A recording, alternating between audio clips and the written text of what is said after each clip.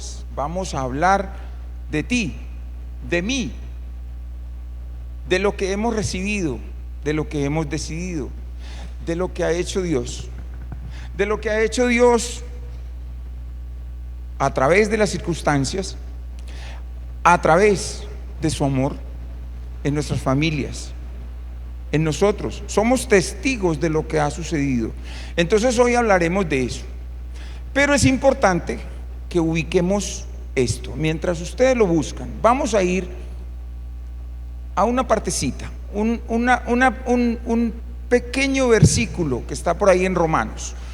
Ubíquenlo ahí y ténganlo ahí porque lo vamos a ver un poco más de cerca, más profundo. Romanos 12:2.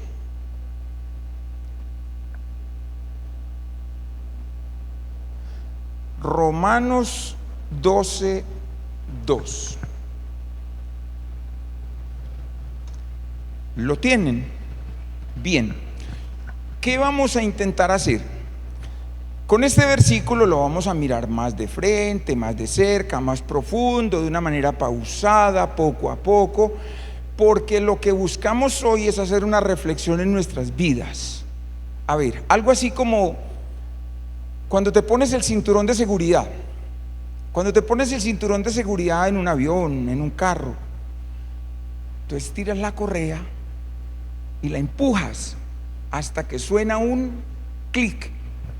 Cuando suena ese clic en el cinturón de seguridad, dejas de presionar porque ya está seguro. Eso busco en cada uno de ustedes y en mí, que hoy algo haga clic en mi mente y en mi corazón. Digo lo del cinturón de seguridad porque es que ese clic lo escuchamos frecuentemente, y también me gustaría que cada vez que suene ese clic recuerde usted hoy su mensaje, el que el Señor nos va a decir hoy. Permítanme orar y ponerme en manos de Él para que sea Él en nuestro mensaje. Cierre sus ojitos, encomiéndese a Dios, que Él le hable hoy. Gracias, Padre Celestial, por tu amor. Gracias, Señor, por tu iglesia. Gracias, Señor, por tu palabra. Permítenos hoy, Señor, hablar de ti, hablar de lo que tú quieres para nosotros. Hablar, Señor, de lo que has hecho, de lo que estás haciendo, de lo que harás. Permítenos hoy, Señor, comprender de una manera amplia, agradable, lo que tú estás haciendo y lo que harás en nuestras vidas. Lo que falta, Señor, cámbialo, y que podamos entender, Señor, tu palabra y asimismo cambiar nuestra vida, cambiar, Señor, nuestra forma de ser, nuestra manera de pensar. Gracias, Señor. En tus manos, Señor Jesús, estamos aquí para ti. Gracias, Espíritu Santo, por estar aquí con nosotros, por guardarnos, por guardar este lugar. Señor, bendice a cada uno de los presentes y cada uno de los que nos escucharán por redes sociales, Señor. Bendice grandemente, Señor, esta congregación. En tu nombre, Señor Jesús. Amén. Bueno, muy bien. Ahora sí, tenemos Romanos 12:2. Este mensaje le he llamado transformados para vivir la voluntad de Dios. ¿Pero por qué transformados? Dios ya nos hizo. Somos creación suya. ¿Por qué transformados? ¿Qué se necesita? ¿Por qué nos vamos a transformar? Si Él ya lo hizo. Él ya nos hizo y cada uno es diferente al otro. Pero el apóstol Pablo nos pide ¿qué? Que seamos transformados.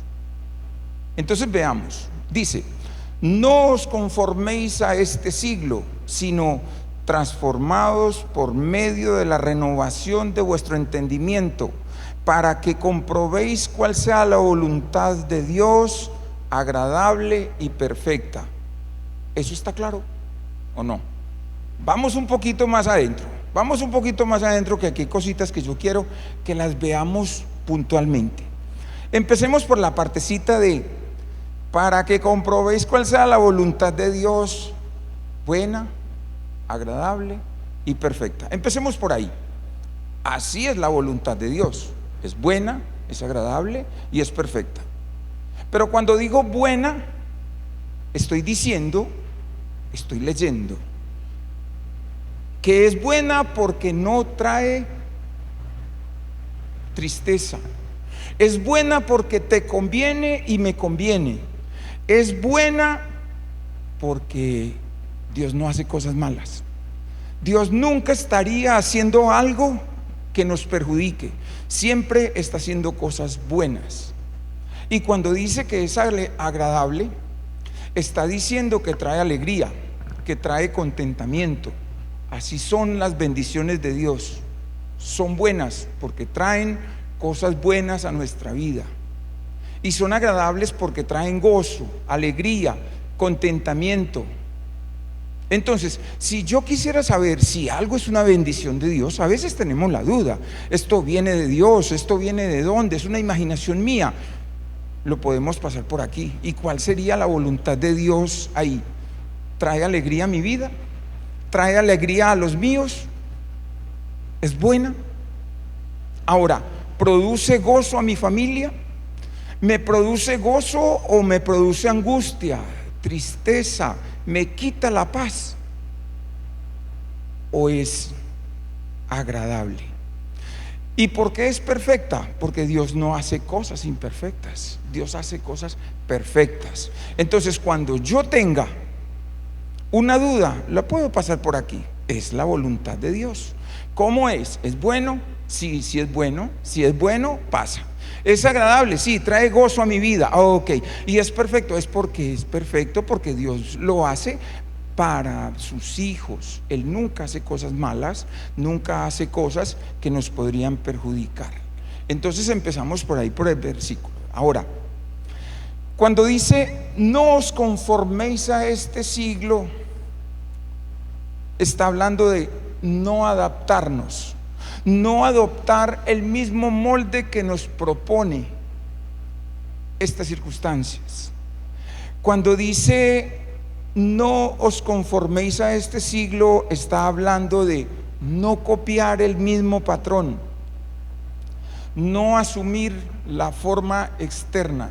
Escúcheme bien, que usted no se parezca a nadie, ni el de la radio, ni el de la televisión, ni al primo, ni al vecino, ni al pastor, ni a su esposo o esposa, a nadie, porque usted es hijo de Dios. Usted es único, no necesita copiarse el molde de nadie. Usted es para Dios. Entonces resumamos esa primera partecita. Dejen de permitir que el mundo les dé su forma. El apóstol Pablo dice, y es muy importante delimitar, eso fue lo que dijo. Ahora, ¿qué no dijo? ¿Qué no dijo? No dice que los cristianos salgan del mundo, sino que no permitan que la cultura determine su pensar. Creo que ahí está claro. No dijo que de abandonar este mundo, no. Cuando se refiere a mundo, está hablando de los valores de este mundo, lo que me aleja de Dios. Entonces no se refiere al planeta cuando habla de mundo. Algunas traducciones dicen mundo, otra dice siglo. Cuando está hablando de ello, no está hablando que nos vayamos a vivir a otro planeta.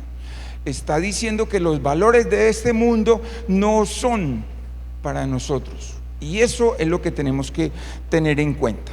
Bien, seguimos en nuestro versículo. Sigue, sino transformados. ¿Cómo es una transformación? Déjenme poner un ejemplo. Ustedes han visto que una oruga no se parece a una mariposa en nada. Pero ¿de dónde viene la mariposa? De una oruga. ¿Y cómo fue que pasó? Una transformación. La palabra correcta ahí es metamorfosis. Entonces eso es lo que me está pidiendo aquí el apóstol Pablo, que yo también permita una metamorfosis en mi vida, cambiar de oruga a mariposa, cambiar desde adentro. Esta metamorfosis describe un cambio que comienza en el interior y luego se manifiesta en la vida exterior. Lo que otros ven, lo que otros están viendo de ti y de mí, es ese cambio, es esa metamorfosis que es necesario que tú y yo también la veamos. Ahora, también no habla de mejorar la conducta únicamente. Miren, metamorfosis es al 100%, un cambio al 100%. Habla de convertirse en una persona diferente, pero desde adentro. Vamos en nuestro versículo. Seguimos. Por medio de la renovación del entendimiento. Aquí hay dos palabras claves: renovación y entendimiento. Ahora, ¿a qué se refiere renovación? Renovación se refiere a hacer de nuevo, se refiere a restaurar, renovar completamente. Mire que estoy haciendo mucho énfasis en esto porque lo vamos a necesitar, ese énfasis. Entonces podemos hablar de que el evangelio no cambia, el evangelio cambia primero nuestra mente y después cambia nuestra vida. Tengan en cuenta el versículo. Está hablando de renovar ¿qué? Aquí, para que se produzcan cambios. Vamos a entenderlo. La voluntad de Dios no se descubre únicamente con información, eso es importante, sino mediante una vida transformada en acción. No es solamente que yo lea, no es solamente que yo escuche, es que yo practique lo que leí y lo que escuché. Eso es importante. Entonces así es que descubro lo que Dios quiere. Ahora pregunta, ya vimos qué es la voluntad de Dios, ¿verdad? Pregunta, ¿cuál es la voluntad de Dios? Vimos cómo es la voluntad de Dios, pero ¿cuál es la voluntad de Dios? Un poco más, ¿cuál es la voluntad de Dios para mi vida? ¿Lo tenemos claro? Déjenme decirlo de otra manera. Lo mismo, pero de otra manera. Déjenme decirlo. A ver, el Señor nos llama a una vida diferente. No se puede vivir siguiendo la corriente de este mundo. Estoy en el versículo. La presión social siempre intentará moldearnos. ¿Desde dónde? Desde la moral. Cambiar las cosas, a lo bueno llamarle malo y a lo malo llamarle bueno, practicable. ¿Desde dónde más? Desde el lenguaje. Ahora no hay conversaciones sin groserías. ¿Por qué? No es necesario. No es necesario recurrir a las palabras soeces. Yo creo que la palabra soez ya se ha desaparecido de nuestro idioma. Ahora uno escucha las conversaciones de los jóvenes, inclusive de algunos mayorcitos también. ¿Por qué hay que recurrir a la grosería? Ese lenguaje grosero, ese lenguaje ofensivo, ese lenguaje violento, es la manera como la sociedad presiona sobre nosotros para cambiar nuestra moralidad. Las relaciones personales, las relaciones entre papá e hijo, entre esposos, entre hermanos. Esas relaciones hay que cuidarlas porque la presión del mundo es decir, usted ya puede tener esposo o la niña ya puede tener esposa. Son presiones que nos hace la vida social y que nosotros debemos tener en cuenta que nosotros nos regimos de una manera diferente. Por eso el versículo dice transformados, porque no podemos aceptar algunas cosas que contradicen lo que Dios dijo. Otra de las presiones que vivimos, el concepto de éxito. Para la sociedad, éxito es sinónimo de dinero, de poder, es sinónimo de reconocimiento, de likes. Para nosotros no. Para nosotros éxito es poder entender lo que Dios quiere. Para nosotros éxito es encontrar a Cristo. Para nosotros éxito es una vida eterna. Para nosotros éxito es comprender lo que Dios quiere de mí y hacer su voluntad. Eso es éxito. Es cuando Dios empuja o nos empuja hacia adelante, hacia avanzar. Eso es éxito para nosotros. No lo tergiversemos. Tú y yo debemos permitir que sea la palabra de Dios la que transforme nuestro carácter. Aquí llegamos a un problemita: nuestro carácter. La verdadera transformación comienza en la mente. Tengan en cuenta el versículo que traemos. Muchos intentamos cambiar nuestras acciones sin cambiar la manera de pensar, pero la Biblia enseña el orden correcto. Mire cómo es el orden correcto. Todos en la mente tenemos pensamientos, buenos o malos, pero esos pensamientos nos llevan a tomar decisiones buenas o malas. Y cuando tomamos esas decisiones o decidimos qué queremos hacer, entonces eso se convierte en acciones buenas o malas. Y después de las acciones buenas o malas, repetidas una y otra vez, se vuelven hábitos en nosotros. Entonces esos hábitos serían buenos o malos dependiendo la decisión que tomé. Hasta ahí vamos bien. Y ese conjunto de hábitos que se formaron en mi vida hacen mi carácter.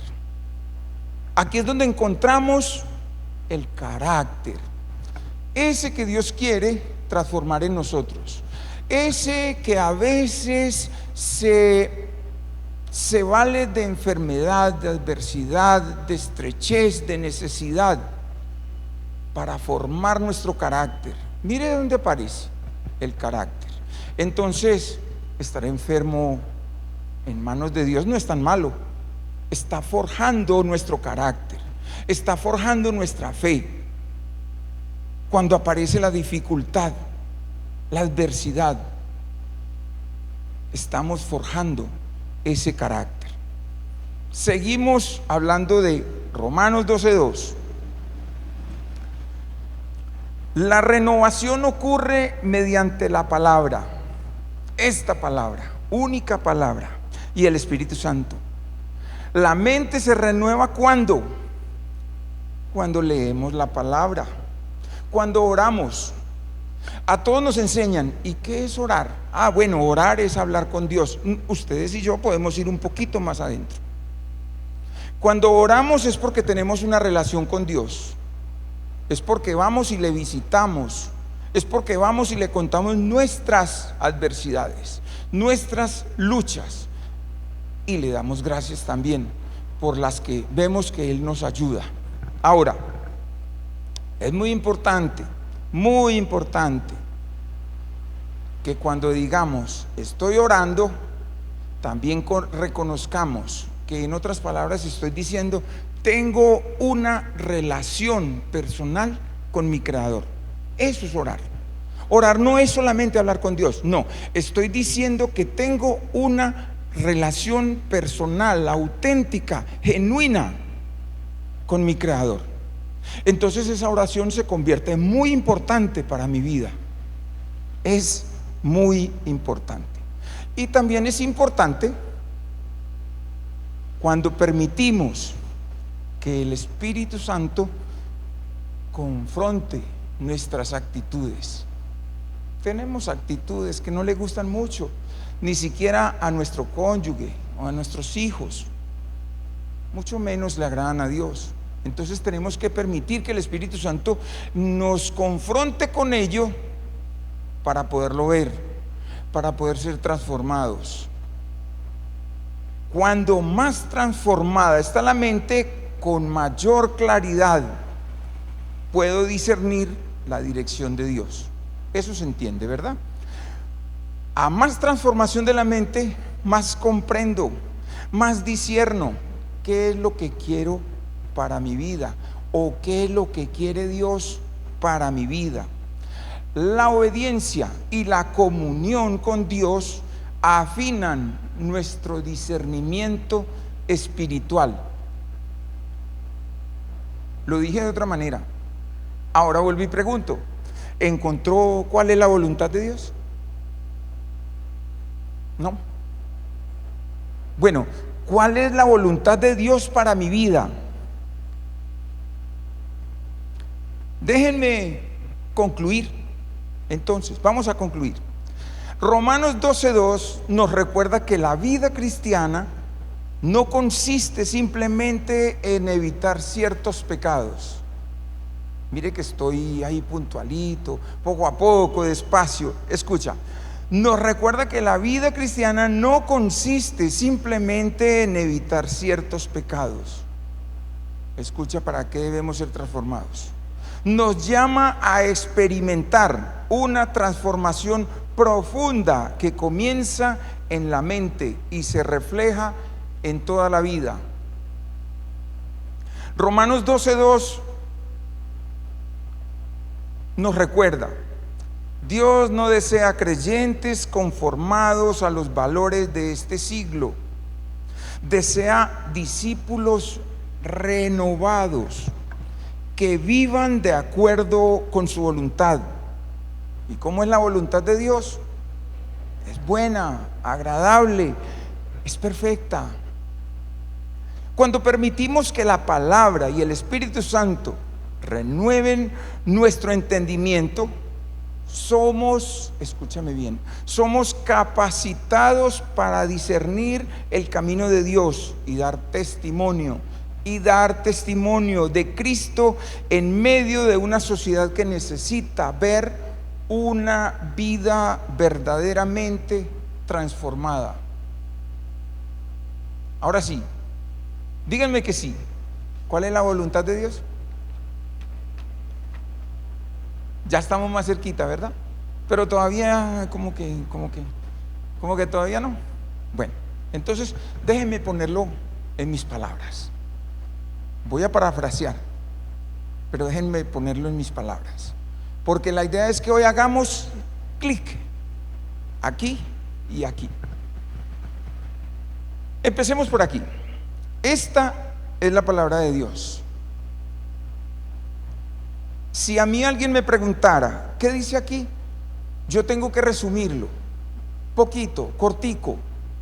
Yo tengo que decir que aquí dice que yo soy pecador y necesito ayuda. Eso resume toda la Biblia. Soy pecador y necesito ayuda. Ahora, en este libro está condensado lo que Dios quiere, lo que Dios ha hecho. Aunque narra hechos históricos, no es un libro histórico.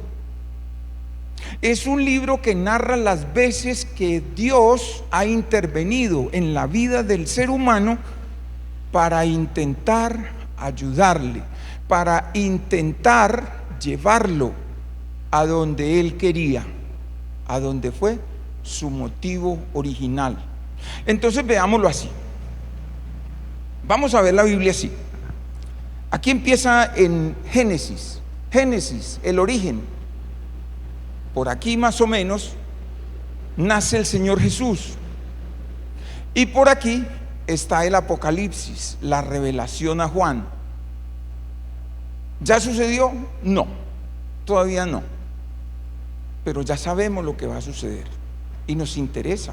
Entonces, ¿nosotros dónde estamos? Porque ustedes están aquí en este versículo, ustedes están en este libro, yo estoy en este libro y me tengo que encontrar dónde estoy yo en esta historia que es nuestra. No es la de Dios, es la nuestra.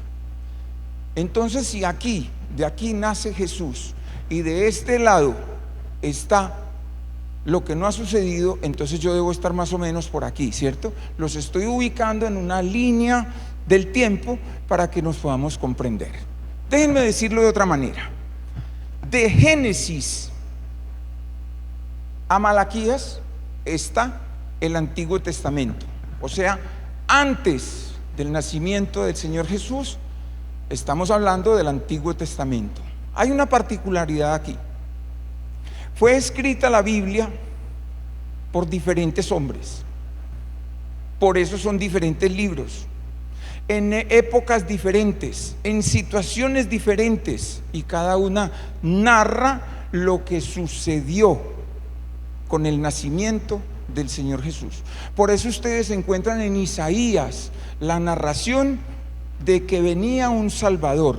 Todo el Antiguo Testamento habla del nacimiento de un Salvador, de un Mesías, de Dios manifestándose al hombre, de Dios haciendo lo mismo. Ese es el mensaje profundo, completo. Todo lo que usted encuentra en el Antiguo Testamento lo va a ver apuntándole al Salvador, a una salvación. Esto lo estoy diciendo para que podamos comprender. Ahora, de este lado, todo lo que está en el Nuevo Testamento, dijo el Señor en Juan, la ley y los profetas vienen hasta Juan el Bautista. Dijo que de ahí en adelante era un nuevo pacto. Él, el Señor Jesucristo, nuestra esperanza, nuestro Salvador. Entonces todo el Nuevo Testamento habla ¿de quién? De Jesucristo, de su obra. En todo el Nuevo Testamento, el mensaje que usted escuche en esta iglesia o en cualquier otra iglesia tiene que hablar de Jesucristo, porque toda la Biblia habla de Jesucristo. Haz el ejercicio. Busca un versículo que esté por fuera de lo que estoy diciendo, que no hable de Cristo, que no hable de salvación, que no hable de lo que Dios quiere. Lo estamos diciendo, lo estamos recalcando y lo estamos viendo nuevamente porque es necesario que veamos qué pasó con nosotros y por qué yo digo que estamos en pecado y necesitamos ayuda. ¿Qué pasó en Génesis? Génesis narra: y Adán, primera humanidad, y Adán hablaba con Dios, caminaba con Dios. Está diciendo que tenían una relación. Si uno habla y el otro responde, hay una relación. Y eso en la creación, eso es maravilloso. Eso te ubica por encima del resto de la creación. Así como lo dice el Salmo 8, menor que los ángeles, pero por encima de la creación. Eso es el hombre para Dios. Mire cuánto nos ama. Pero sucedió un problemita y ese problemita lo tenemos nosotros que entender, y ese problemita lo carga la humanidad. El pecado. Quitemos la palabra pecado. Digámoslo desobediencia. Digámoslo lo que me aleja de Dios. ¿Qué pasó? Dios pidió una cosa: que no comieran de un fruto, del resto sí podían comer de todos. Pero cuando ellos comieron de ese fruto, Dios se enojó, se airó mucho por el fruto. No es el fruto, la desobediencia. Y se enojó tanto, se sintió tan triste con esa situación, que los expulsó de ese lugar que había hecho para ellos, de ese Edén, de ese paraíso, como lo quiera llamar. Los expulsó. Y cuando dijo que Eva iba a parir con dolor, era porque iba también ese hecho de desobediencia, esa maldad, iba en las generaciones siguientes. Miren ustedes de dónde salimos. Hace como 15 días alguien preguntaba: ¿y si Adán se hubiera amarrado los pantalones y le hubiera dicho a Eva: no señora, de ese fruto no, Dios dijo que no, y no hubiera comido, ¿qué hubiera pasado con nosotros? Lo digo porque necesito que ubiquemos lo que sucedió al principio. ¿Qué hubiera pasado? ¿Dónde estaríamos? ¿Cómo hubiera sido? Pero no fue así, fue como está escrito. Entonces esa maldad viene de generación en generación.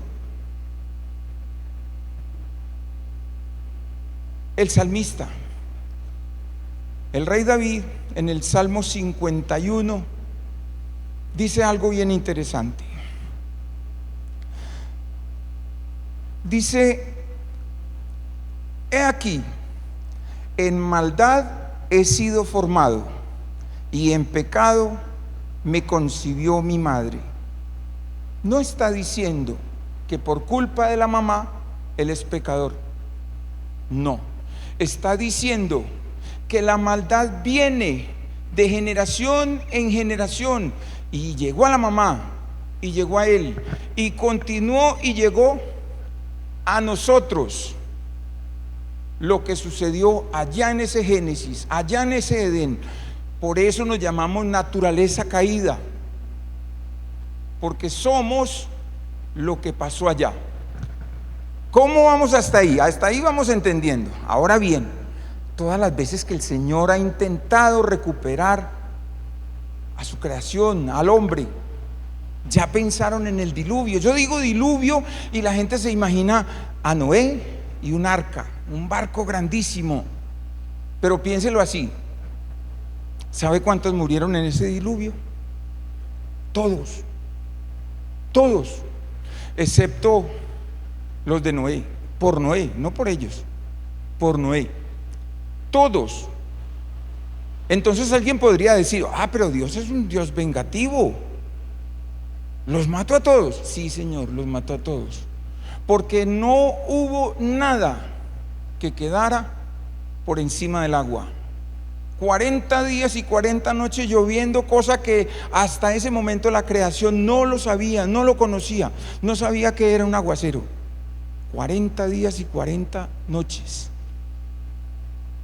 El Señor es malo. Entonces la voluntad buena, agradable, perfecta, no. Lo que pasa es que la humanidad se corrompió a tal punto que no hubo cómo recuperarla. Él quería empezar de nuevo. Lo mismo sucede con Sodoma, con Gomorra. Mire que estoy narrando cosas del Antiguo Testamento.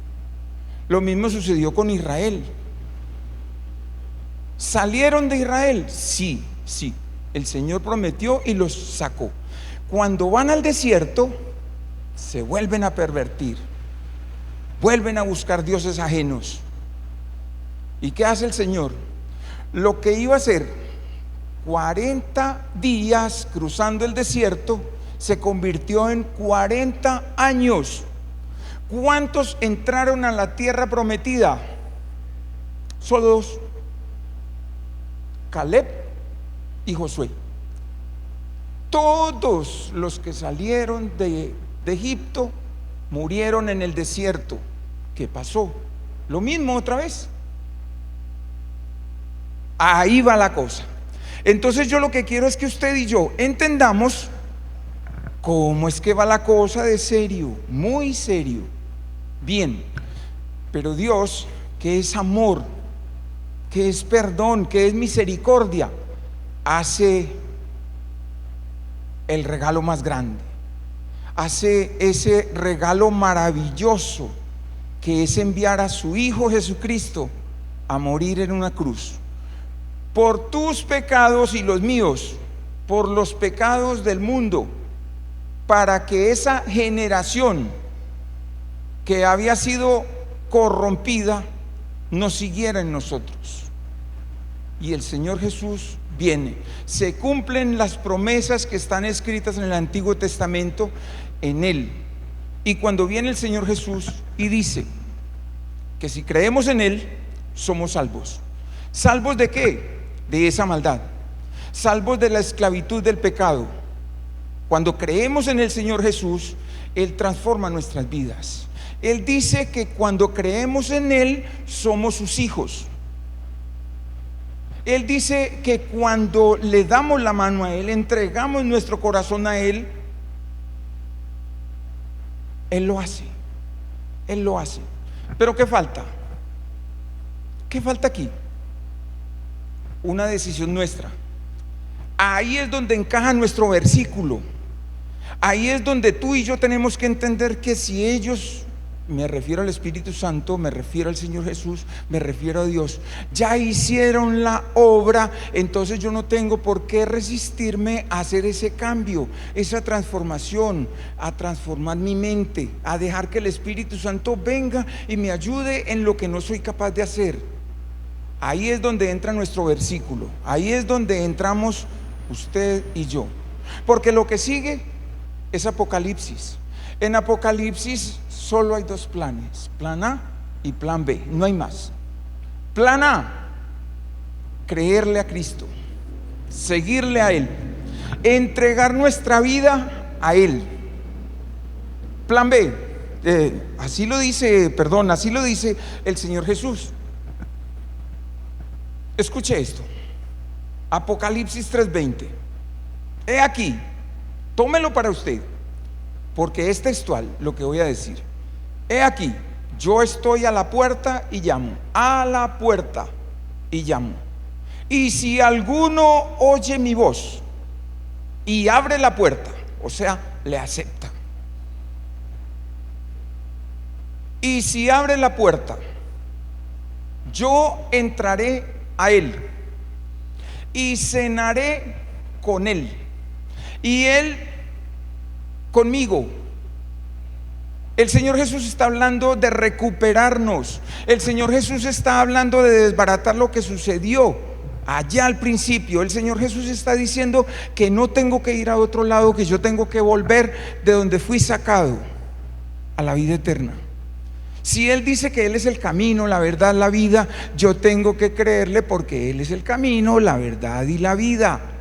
¿Y cuál camino? El camino de regreso a casa. Ven que ustedes y yo tenemos un problema, pecadores. Pero aceptamos a Cristo. Sí aceptamos a Cristo. ¿Qué falta? Aquí. Necesitamos transformar aquí, porque no puedo ser hijo de Dios pero seguir viviendo lo que vivo en el mundo, acostumbrarme a las costumbres de este mundo, perdón la redundancia, acostumbrarme a que lo bueno sea malo y que lo malo entre en mi vida y lo convierta en bueno. Necesito renovarlo, necesito entender lo que Dios ha hecho a través del Espíritu Santo, a través de su Hijo Jesucristo, para que yo lo pueda ver y vestirme nuevamente como Él quiere llevarme al cielo. Ese es el plan A. El plan B está escrito en Apocalipsis 20:15. Tome nota para que lo pueda leer en su casa. En el versículo 15 dice, habla de un lago de fuego para los que no estuvieron inscritos en el libro de la vida, o sea, para los que no creyeron en el Señor Jesucristo. Entonces usted y yo que venimos aquí, que un día dijimos, sí Señor, sí te creo, pero todavía no he transformado aquí, no lo he aceptado aquí, ¿cómo voy a transformar mi vida? Si no lo he aceptado aquí, no he cambiado mis pensamientos, ¿cómo voy a cambiar mis decisiones? ¿Cómo voy a cambiar mis acciones si todavía no lo veo, no lo entiendo, no lo sé? Ahora sí lo estoy entendiendo. Entonces en Apocalipsis dice, o te vas al lago de fuego o te vas junto con el Padre. ¿Cómo es junto con el Padre? Es volver al inicio. Recuerden lo que pasó en Génesis. ¿Qué era lo que Él quería? Que camináramos con Él, que habláramos con Él, juntos. O sea, quiere quitarnos todo este dolor y sufrimiento que vivimos y que tenemos, porque Él quiere que vayamos a Él. Pero se necesita que tú y yo renovemos aquí para poder vivir esa vida que dice en Juan 10, la segunda parte. del versículo de Juan 10:10. Yo he venido para que tengan vida y la tengan en abundancia. No está hablando de dinero. No hay nada más abundante que la vida eterna junto con Él. ¿O hay algo más abundante? Vida en abundancia allá. Entonces, si tenemos un problema, estamos parados aquí, hay plan A, hay plan B. ¿Qué quiere? Plan A, plan B. Se necesita que transformemos.